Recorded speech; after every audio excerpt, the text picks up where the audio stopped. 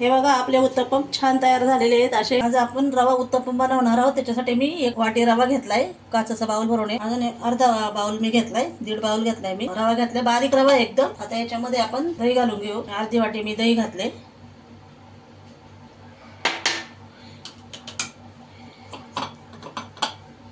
आता याच्यामध्ये चवीनुसार मीठ टाकूया आपण. याला चांगलं हलवून घ्यायचं.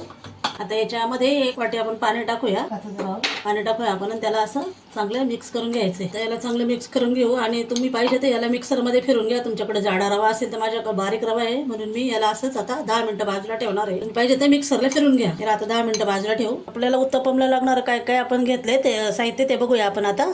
इथे मी 2 कांदे छोटे कट करून घेतलेत, 1 टोमॅटो घेतलाय, अर्धा शिमला मिरची घेतली आहे, 2 मिरच्या कट करून घेतल्यात आणि थोडी कोथिंबीर घेतली आहे. त्याच्यावरून आपल्याला हे करायला उत्तप्पमसाठी हे मटेरियल घेतलं. आता याच्यामध्ये आपण सोडा टाकून घेऊया आणि याला चांगलं फेटून घ्यायचं. असं चांगलं फेटून घ्यायचं याला, असं चांगलं एक हे झालं पाहिजे. हे बघा आपण याच्यामध्ये थोडंसं तेल टाकून घेतले. आता आपण याच्यामध्ये पीठ टाकून घेऊया.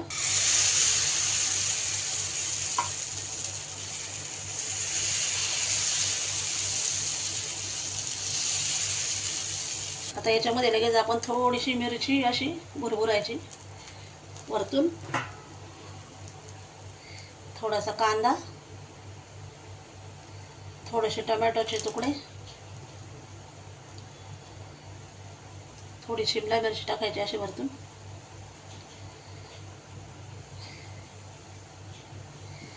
थोडीशी हिरवी मिरचीचे तुकडे,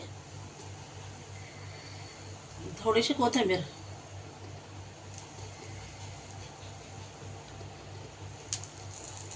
याच्यावर असं आपलं साईडने तेल सोडायचं, साईडने तेल सोडून घ्यायचं. आता आपण याला पलटी करूया. हे बघा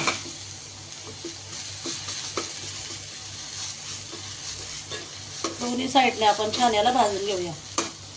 हे बघा आपले उत्तप्पम छान तयार झालेले आहेत. असे मस्त बनवायचे, छान स्पंची पण झाले छान. असे खायला पण टेस्टी लागतात. नाश्त्याला मुलांना पटकन करून द्यायला रवा उत्तप्पम एकदम छान लागतात खायला. सकाळी तर मला घाई असेल त्यावेळेला पटकन करून द्यायला पण चांगले असतात नाश्त्यासाठी. तुम्ही नक्की करून बघा. हे बघा असे छान झालेत मस्तपैकी. हे बघा असे छान झालेत. तुमच्या आवडीप्रमाणे तुम्हाला ज्या भाज्या टाकायच्या त्या टाकायच्या आणि असं बनवायचं. तर तुम्हाला उत्तप्पम बनवलेले आवडले असतील तर नक्की व्हिडिओ शेअर करा, लाईक शेअर सबस्क्राईब करायला विसरू नका.